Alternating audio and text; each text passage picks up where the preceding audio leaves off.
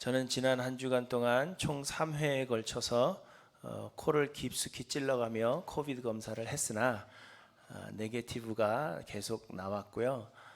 다만 기침 감기가 좀 있었는데 지금 차도가 있고 나아가는 과정 속에 있습니다. 한 75%는 다 나았다고 생각이 되는데 컨테미네이트 하지 않은 것으로 생각을 하고 침이 안 튀도록 조심할 테니까 여러분 너무 염려하지 마시기를 바랍니다.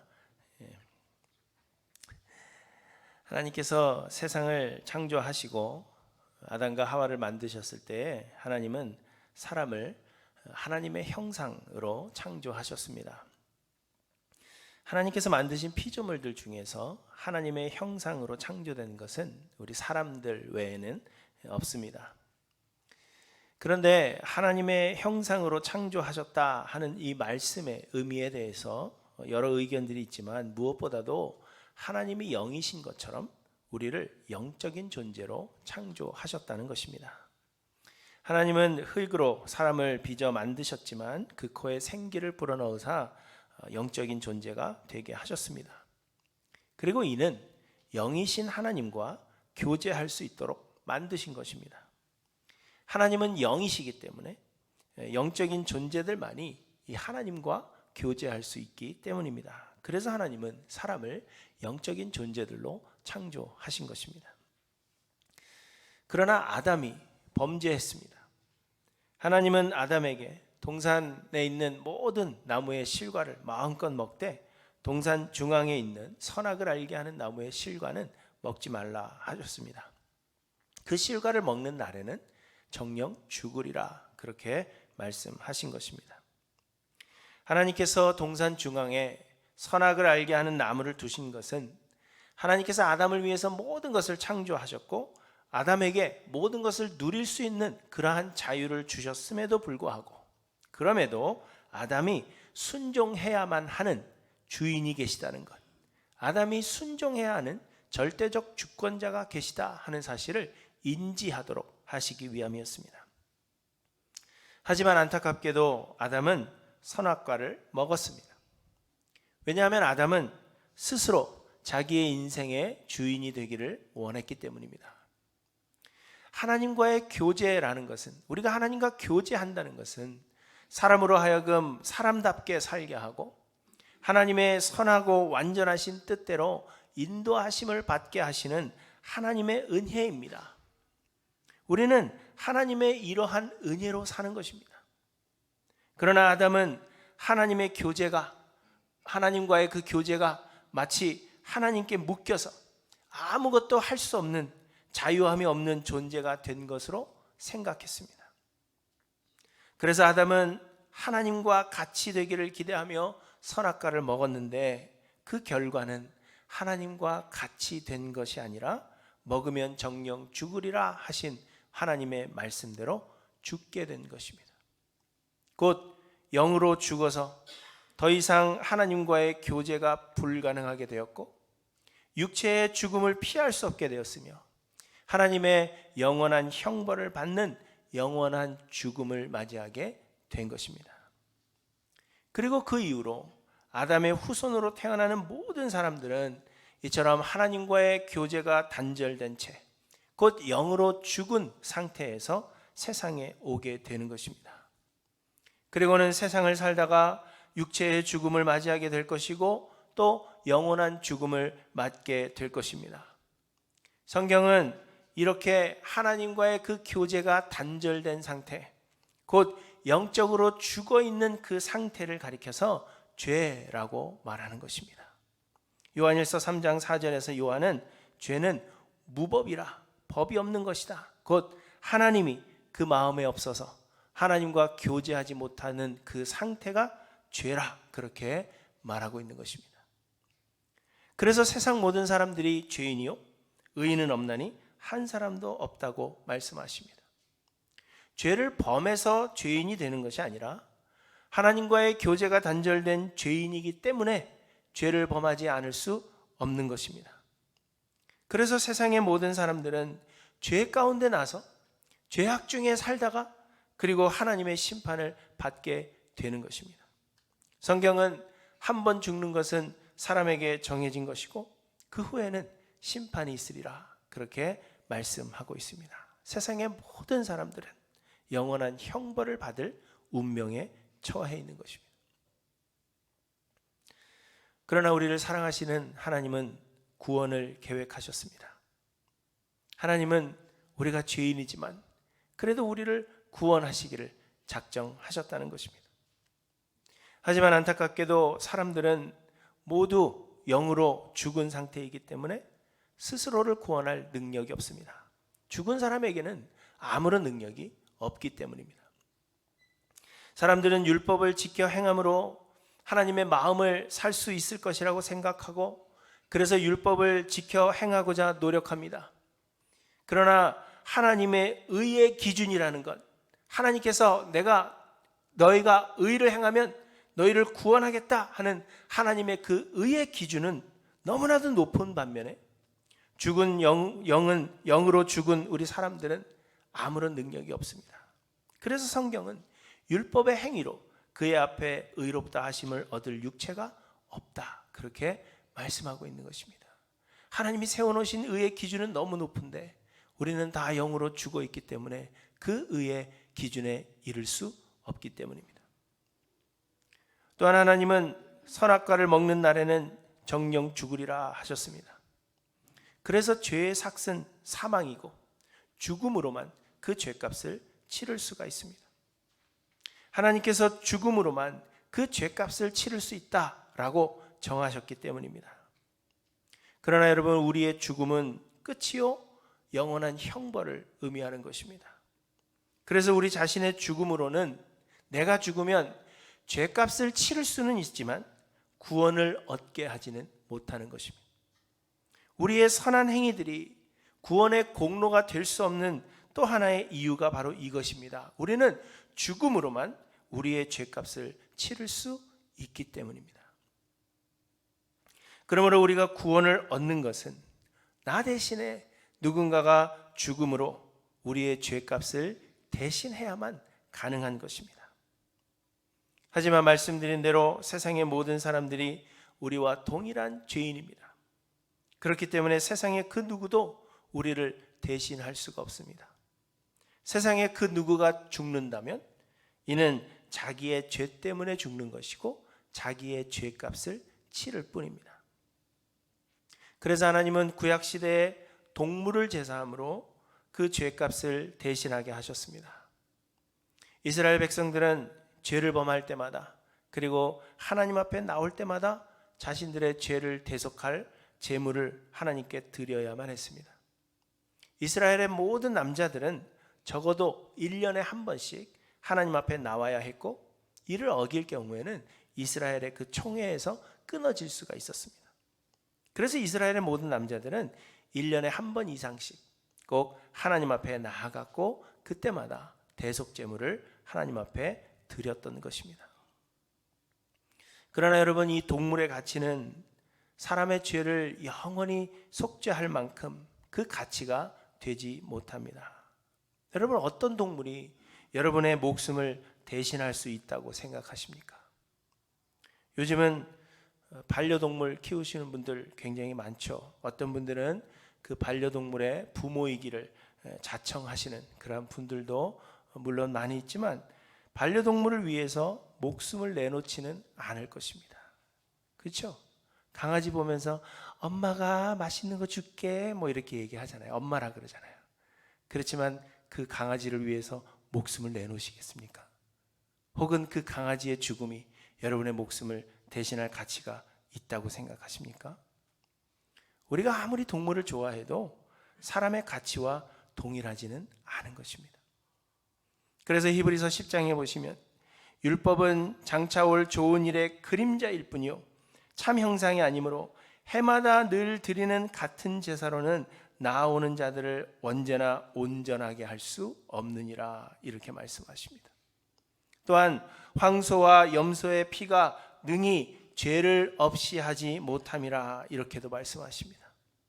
제사장마다 매일 서서 섬기며 자주 같은 제사를 드리되 이 제사는 언제나 죄를 없게 하지 못하거니와, 이렇게 말씀하십니다. 그래서 하나님은 하나님이신 예수님을 보내시기로 계획하셨습니다. 예수님은 하나님이시기 때문에 죄가 없으시고, 그래서 사람들의 죄를 대신할 자격이 있으십니다. 뿐만 아니라 예수님은 하나님의 아들이시기 때문에 온 세대, 온 인류의 죄를 사하시기에 그 가치가 충분하시다는 것입니다. 하나님의 아들이기 때문에 하나님 아들 한 사람의 죽음을 하나님은 세상의 그 어떤 것보다도 더 가치 있는 것으로 인정하신다는 것입니다. 그래서 예수 그리스도의 그 한 분의 죽음이 모든 사람들의 대속 제물로 충분한 것입니다. 히브리서 9장에 보시면 그리스도께서는 장래의 좋은 일의 대제사장으로 오사 손으로 짓지 아니한 것 곧 이 창조에 속하지 아니한 더 크고 온전한 장막으로 말미암아 염소와 송아지의 피로 하지 아니하고 오직 자기의 피로 영원한 속죄를 이루사 단번에 성소에 들어가셨느니라, 이렇게 말씀하십니다. 또한 이 뜻을 따라 예수 그리스도의 몸을 단번에 들이심으로 말미암아 우리가 거룩함을 얻었노라. 제사장마다 매일 서서 섬기며 자주 같은 제사를 드리되 이 제사는 언제나 죄를 없게 하지 못하거니와 오직 그리스도는 죄를 위하여 한 영원한 제사를 드리고 하나님 우편에 앉으사, 이렇게도 우리에게 말씀하십니다. 곧 예수는 우리의 죄를 대신하실 수 있는, 우리의 모든 죄를 대속하실 수 있는 하나님이시라는 사실을 우리에게 말씀하고 있는 것입니다. 또한 예수 그리스도는 하나님이시지만 사람을 구원하시기 위해 완전한 인간이 되셨습니다. 예수님은 하나님이시기에 우리의 죄를 대신하실 자격과 가치가 충만하시지만 예수님은 또 하나님이시기 때문에 죽으실 수 없으셨습니다. 그러나 하나님은 죄의 삭은 사망이라고 하셨고, 죄를 사함받기 위해서는 반드시 죽어야 하는 것입니다. 성경은 율법을 따라 거의 모든 물건이 피로써 정결하게 되나니 피 흘림이 없은즉 곧 죽지 아니하면 죄사함이 없느니라, 이렇게 말씀하고 있는 것입니다.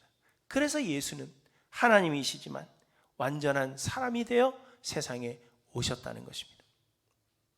어떤 사람들은 예수님께서 십자가에서 죽으신 것이 아니라 예수님은 하나님이신데 그저 인간의 형체로 보여질 뿐이지 완전한 인간이 되지 않으셨다라고 주장하는 사람들이 많이 있습니다. 그래서 예수님은 실제로 죽으신 것이 아니라 십자가에서 죽음을 연기하신 것일 뿐이다 라고 이야기하는 사람들이 그리스도교 안에 많이 있습니다. 그러나 여러분, 결코 그렇지 않습니다. 예수님은 완전한 인간이 되셨고 십자가에서 죽으셨습니다. 예수님은 채찍에 맞아 피를 많이 흘리셨고 십자가에 못 박히셔서 물과 피를 모두 쏟으셨다고 성경이 말씀하십니다. 유대인들은 자신들의 전통의 안식일까지 죄인을 십자가에 남겨둘 수가 없어서, 죄인을 달아둘 수가 없어서 예수님이 빨리 죽기를 원했습니다. 그래서 예수님의 다리를 망치로 쳐서 꺾기도 했습니다. 그리고 예수님이 죽었는가 확인하기 위해서 창으로 예수님의 옆구리를 찌르기도 했습니다.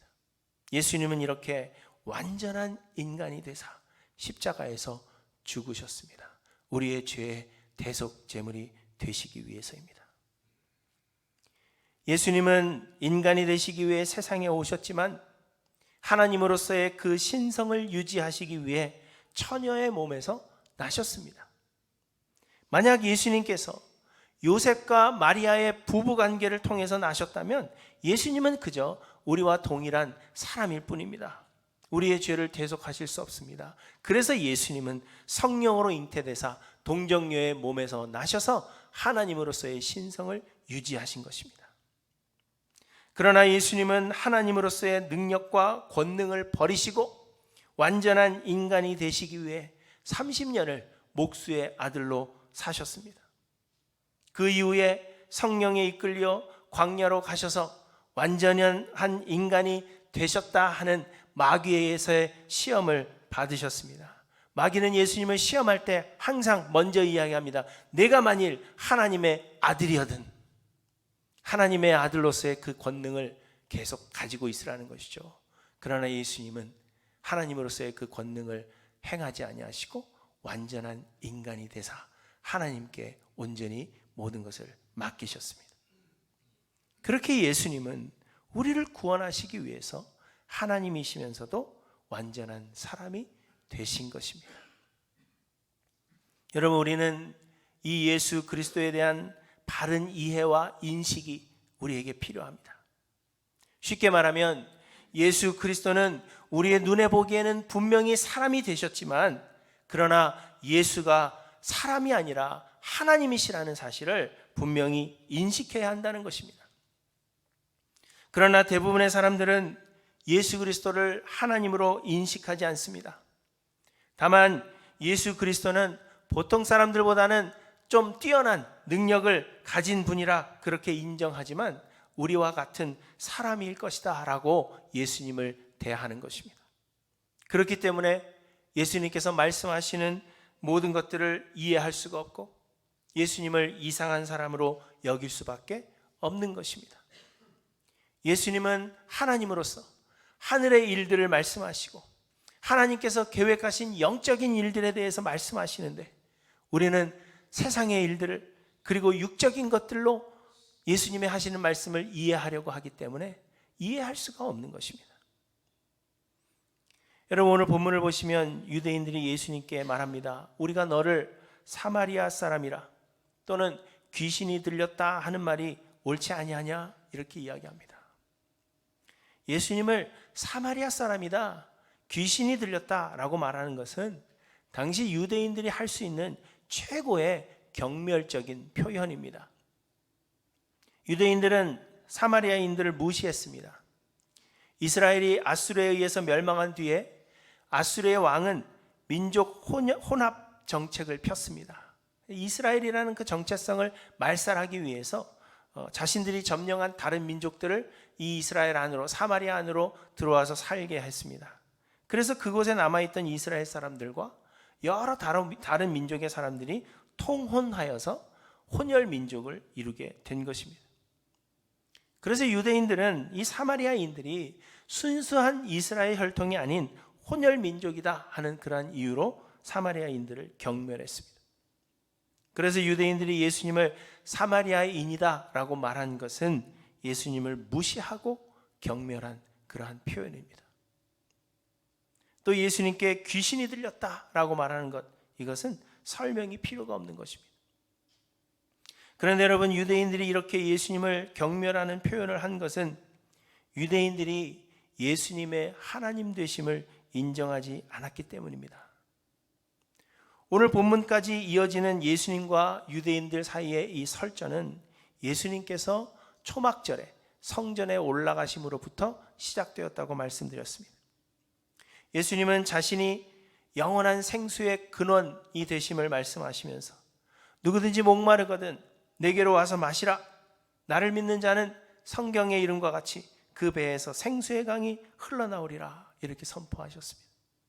또한 예수님은 나는 세상의 빛이니 나를 따르는 자는 어둠에 다니지 아니하고 생명의 빛을 얻으리라, 이렇게도 말씀하셨습니다. 예수님은 유대인들이 자신을 죽일 것을, 또 십자가에 달리실 것을 말씀하셨고 하늘나라로 곧 돌아가게 되실 것임을 말씀하셨습니다. 예수님에 대하여 하나님 아버지께서 증언하고 계시기 때문에 예수님의 증언이 참되다, 그렇게 말씀하시면서 하나님을 아버지라고 칭하셨습니다. 그리고 예수님은 세상에 속하지 아니하였고 예수님의 말씀 안에 거하면 예수님의 참 제자가 될 것이고 그러면 진리를 알게 될지니 진리가 너희를 자유케 하리라 하는 이상야릇한 말씀을 예수님께서 하셨습니다. 요한복음 7장과 8장에 걸친 이 예수님의 주장을 들어보면 세상 사람들의 눈으로 볼 때에는 미친 것이나 다름이 없을 것입니다. 사람과 사람 사이의 대화라고 생각하고 예수님이 사람이었다라고 생각하면 내가 너에게 주는 물을 먹으면 영생하도록 솟아나는 샘물이 된다는 그 말을 한다면 여러분 어떻게 생각하시겠습니까? 미쳤구나 생각하는 게 당연한 거죠. 내가 너에게 빛을 줄 텐데 그 빛으로 너는 생명의 빛을 얻으리라 한다면 미쳤다고 말하는 것이 당연한 것입니다. 예수를 믿는 우리들도 이 말씀을 이해하기가 쉽지 않은데 믿지 않는 세상 사람들의 눈에는 여러분 어떠하겠습니까? 그러니 사마리아인인 것일 것이라고 무시하고 귀신이 들렸다라며 경멸하는 것이 이상한 반응은 전혀 아닙니다. 그러나 여러분, 예수님이 우리와 같은 사람이 아니시라 하나님이시며 영원 전부터 계셔서 세상을 창조하신 하나님이시라고 생각한다면 예수님께서 하신 이 모든 말씀은 은혜의 말씀이 아닐 수가 없습니다. 예수님께서 말씀하시는 것은 세상의 것과 육신의 것에 관한 것이 아니라 하늘나라에 속한 영원한 것에 대한 말씀이라는 것을 인식한다면, 예수님께서 하시는 말씀이 우리를 구원하시기 위한 하나님의 영원한 계획에 대해서 말씀하시는 것이라는 그 인식이 우리에게 있다면, 예수님께서 오늘 하고 계시는 이 모든 말씀들은 우리에게 너무나도 감사한 말씀이 아닐 수 없는 것입니다. 왜 그렇습니까? 왜냐하면 세상을 창조하신 크신 하나님께서 우리와 같은 죄인들을 구원하시기 위해 인간이 되셨다고 예수님께서 말씀하고 계시는 것이기 때문입니다. 여러분, 예수님 하시는 말씀을 다시 한번 정리해 봅니다. 보십시오. 예수님은 이렇게 말씀하십니다. 예수는 하나님이시다. 나는 하나님이다. 나는 세상에 속하지 않고 하늘에 속했는데 하늘 아버지께서 너희를 구원하기 위하여 세상에 보내셨다. 그래서 나를 믿는 자는 그 속에서 솟아나는 생수를 얻을 것이고, 나는 빛이니 너희를 영생의 빛으로 너희를 인도할 것이다. 아무것도 너희가 할 것이 없고 그저 내게 오고 나에게 와서 구하고 내 말 안에 거하기만 한다면 이 모든 구원을 얻을 수 있을 것이다. 이것이 예수님께서 하시는 말씀입니다. 사람과 사람 사이의 대화라면 미친놈이구나 하겠지만 예수님이 하나님이시기 때문에 이 말씀은 은혜의 말씀이 아닐 수가 없다는 것입니다. 하나님이신 예수님께서 우리를 구원하시기 위해 인간이 되셨다는 것입니다. 여러분, 자신을 낮춘다 하는 것이 우리는 쉽게 이야기하죠. 말끝마다 낮아져야 된다, 낮아져야 된다, 나를 버리고 낮춘다 이야기하지만 자신을 낮춘다는 것이 얼마나 어려운 일인지 모릅니다. 저는 제 아이들에 대해서 신경을 많이 씁니다. 왜냐하면 이 목사의 자녀들이 어긋나는 경우가 너무도 많기 때문입니다. 저도 목사의 아들이지만 목사 자녀들이 잘못된 경우가 더 많아요. 그래서 아빠가 목사이기 때문에 내가 이렇게 망가졌다라는 그러한 빌미를 제가 제공하지 않기 위해서 나름대로 아이들에게 신경을 많이 쓰는 것입니다. 아이들의 눈높이에 맞춰주고 아이들과 같은 레벨로 자세를 낮추어서 아이들과 함께 많은 것을 하고 원하는 것을 해주려고 굉장한 노력을 합니다. 뭐든 질문하면 친절하게 다 대답해주고 아이가 하고 싶어하는 일에 대해서는 적극적으로 동참해서 같이 하겠다라고 다짐하고 또 다짐을 합니다. 하지만 현실적으로 아이들과 레벨을 같이 한다는 것은 정말로 어려운 일입니다. 그 아이들의 수많은 질문에 너는 왜 그런 쓸데없는 질문을 꼭 지금 해야 하냐 짜증낼 때가 많고요. 아이들이 같이 하자 하는 놀이는 너무나도 유치해서 10분을 넘기기가 쉽지가 않습니다. 아이들이 뭐가 먹고 싶다라고 하면 아이들을 잘 꼬드겨서 결국에는 아빠가 먹고 싶은 거를 먹게 되는 그러한 것들이 여러분 일상이고요. 아이들이 오늘은 무비나잇을 합시다 해서 아이들의 영화를 보자고 하면 올라가서 너네는 너희 것 봐라, 엄마 아빠는 엄마 거 본다. 이렇게 아이들을 실망시킬 때가 한두 번이 아닙니다. 하기 싫어서가 아니고요. 다 해보셨잖아요. 다 경험해 보셨잖아요. 아이들의 눈높이에 맞춰준다는 것이 얼마나 힘든 것인지, 내 자신을 낮춘다는 것이 얼마나 힘든 것인지. 그런데 예수님께서 하시는 말씀은 하나님이 우리와 같은 죄인들을 구원하시기 위해서 하늘의 영광스러운 그 보좌를 뒤로하고 인간이 되사 우리와 같은 죄인의 형태를 입으셨다는 것입니다. 우리의 힘으로는 스스로를 구원할 수가 없고, 세상에는 우리를 구원할 수 있는 그 어떤 사람도, 그 어떤 세력도 없기 때문에 하나님께서 아무런 조건을 걸지 않으시고 우리를 은혜로 구원하시겠다는 것을 말씀하고 있는 것입니다. 그리고 우리에게는 그저 오기만 해라, 와라, 그리고 내 안에 거하라, 그렇게 말씀하시는 것입니다. 7장 8장에 있는 예수님의 말씀이 어려운 말씀인 것 같지만 실질적으로 자세히 보시면 예수님 하나님이시라는 거예요. 그 하나님이 우리를 구원하시기 위해 세상에 오셨다는 겁니다. 너희는 세상에 속하였고 하나님이신 예수님을 알지 못하기 때문에 이 말이 이해가 안 된다는 거예요. 그러나 예수가 하나님이심을 인지한다면 이 말을 이해할 수 있다는 것을 말씀하고 있는 겁니다. 오늘 본문에서도 예수님은 예수님의 하나님 되심에 대해서 계속해서 말씀하십니다. 예수님은 하나님께서 우리의 구원을 계획하셨으며 예수 그리스도를 통하여 구원을 이루고 계신다는 사실을 말씀하고 있습니다. 그래서 49절에 보시면 예수께서 대답하시되 나는 귀신 들린 것이 아니라 오직 내 아버지를 공경함이거늘 너희가 나를 무시하는도다, 이렇게 말씀하십니다. 예수님께서 하시는 사역과 말씀은 예수님 스스로 하시는 일이 아니라 하나님 아버지를 공경함으로 하나님께 순종하는 일일 뿐이라는 것입니다. 또 50절에 말씀하십니다. 나는 내 영광을 구하지 아니하나 구하고 판단하시는 이가 계시니라, 이렇게 말씀하십니다. 예수님 스스로 자기의 영광을 구하기 위하여 이러한 모든 일들을 계획하신 것이 아니라 하나님께서 인류의 구원을 위하여 이 모든 일들을 계획하시고 예수 그리스도를 통하여 그 일을 이루사 예수 그리스도로 결국에는 영광을 얻게 하신다는 것입니다. 빌립보서 2장의 말씀입니다. 그는 근본 하나님의 본체시나 하나님과 동등됨을 취할 것으로 여기지 아니하시고 오히려 자기를 비워 종의 형체를 가지사 사람들과 같이 되셨고 사람의 모양으로 나타나사 자기를 낮추시고 죽기까지 복종하셨으니 곧 십자가에 죽으심이라. 이러므로 하나님이 그를 지극히 높여 모든 이름 위에 뛰어난 이름을 주사 하늘에 있는 자들과 땅에 있는 자들과 땅 아래에 있는 자들로 모든 무릎을 예수의 이름에 꿇게 하시고 모든 입으로 예수 그리스도를 주라 시인하여 하나님 아버지께 영광을 돌리게 하셨느니라. 이 말씀을 지금 하고 계시는 겁니다. 또한 하나님께서 예수 그리스도를 통하여 하시는 일은 우리를 죽음 곧 영원한 형벌 가운데서 구원하시기 위한 은혜로운 일이라는 것을 말씀하십니다. 그래서 51절에 진실로 진실로 너희에게 이르노니 사람이 내 말을 지키면 영원히 죽음을 보지 아니하리라, 이렇게 말씀하십니다.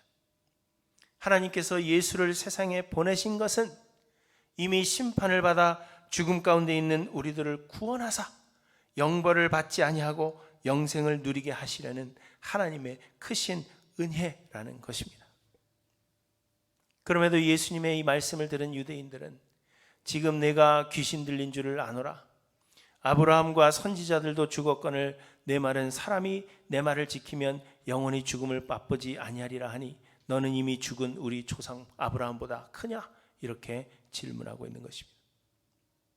그런데 여러분, 말씀드린 대로 우리 예수님은 영원전부터 계시며 세상을 창조하신 하나님이십니다. 비록 죄인들을 구원하시기 위해 세상에 오셔서 육신으로 계신 그 연수가 33년이라는 짧은 연수밖에 되지 않았어도 예수는 영원하신 하나님이시라는 것입니다.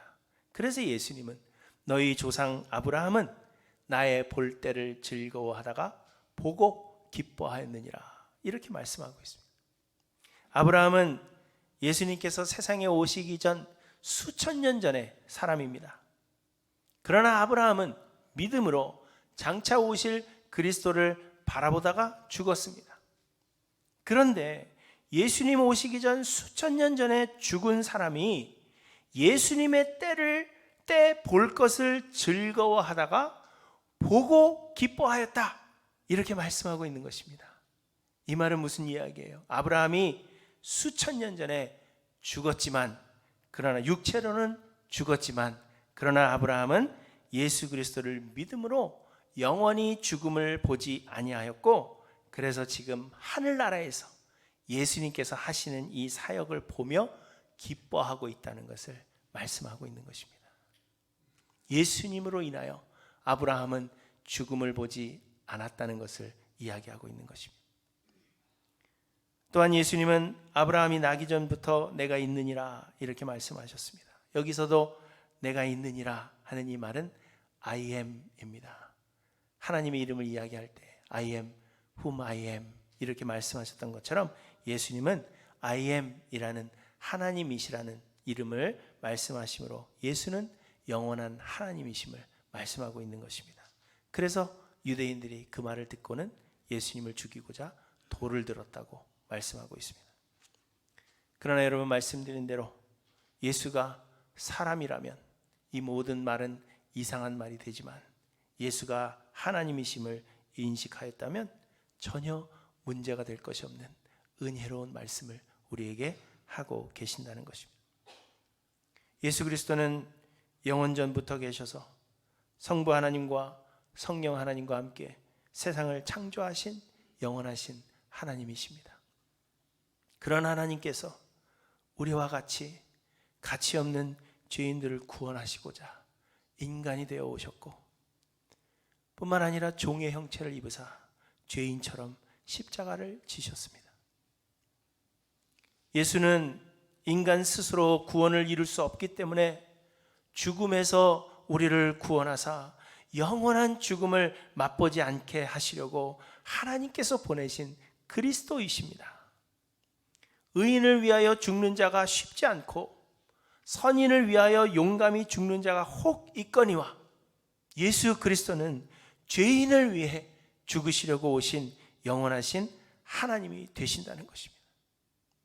여러분, 그런 하나님을 두고 우리의 생각과 우리의 이해에 맞지 않는다고 하여서 우리가 믿지 못하고 배척하고 예수님이 하나님 되시는, 구원이 되시는 증거를 보이라 그렇게 구하는 것이 여러분 얼마나 어리석은 일인지 모릅니다. 예수님은 하나님이신데 하늘의 그 영광스러운 보좌를 버리시고 우리를 구원하시기 위해 세상에 오셨습니다. 그러하다면 우리는 이 하나님 되신 예수님 앞에 겸손히 무릎을 꿇고 감사하는 것이 마땅함을 우리에게 말씀하고 있는 것입니다. 사랑하는 성도 여러분, 예수는 영원하신 하나님이십니다. 영원하신 하나님께서 우리와 같은 죄인들을 구원하시고자 사람이 되셨고 죄인의 형체를 입고 십자가를 지셨습니다. 그럼에도 예수 그리스도는 여전히 영원하신 하나님이십니다. 이 예수 그리스도를 믿음으로 우리의 삶을 온전히 주께 드려 순종하시는 저 여러분들 되시기를 간절히 소망합니다. 우리의 마음속에 어떤 의심이 있더라도 그 의심을 다 버리고 믿음의 은혜를 간절히 간구하며 영원하신 하나님께 그의 합당한 영광과 예배를 올려드리는 하일랜드 교회 모든 성도님들 되시기를 주님의 이름으로 간절히 축원합니다. 기도하십니다.